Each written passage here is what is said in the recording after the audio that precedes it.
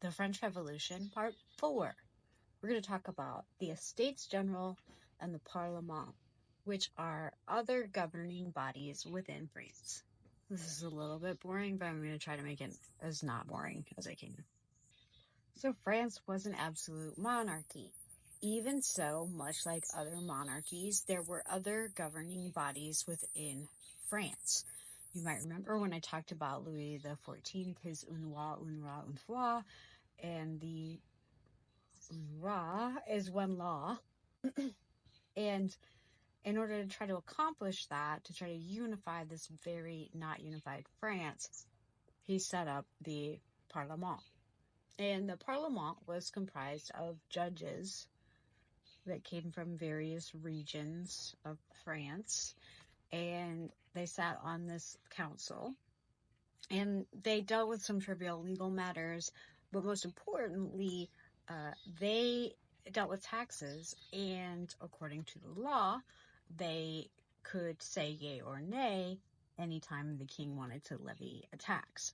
Now, the king could override the Parlement if they said no to a tax, but in order to do that, he had to go and appear before them and explain why. Most of the time, the Parlement didn't say no anyway, so it was fine. And they didn't say no anyway because, as we discussed, through the purchase of titles, many people who were educated and wealthy were not paying taxes, or at least knew where their bread was buttered and wanted to take care of those individuals who were in positions of authority.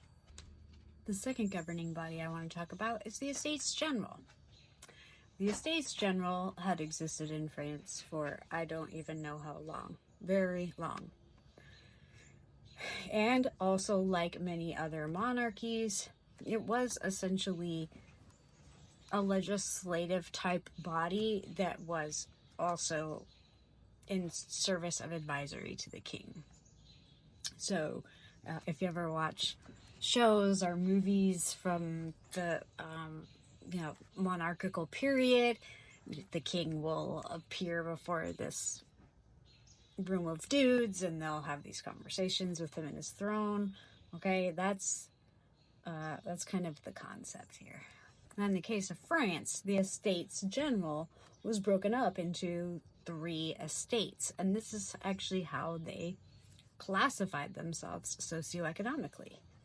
The first estate was the clergy, the Catholic Church. The second estate was the nobility, and the third estate was everybody else in France, from the bourgeoisie down to the poorest of the poor.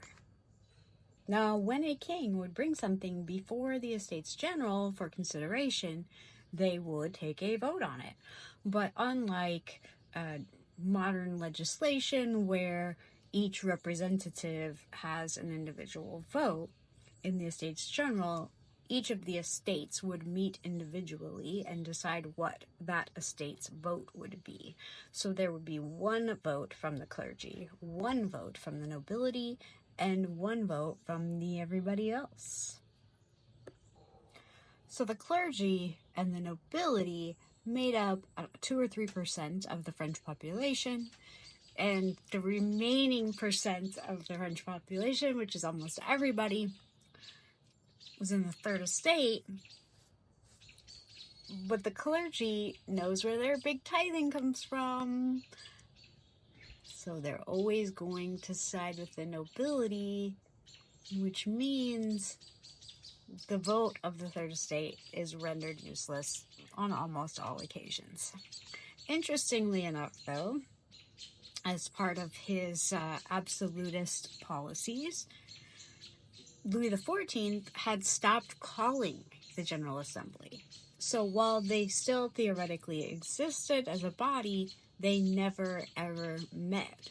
Throughout his entire reign, throughout his grandson's entire reign, and now throughout Louis XVI's reign, the Estates General just didn't meet.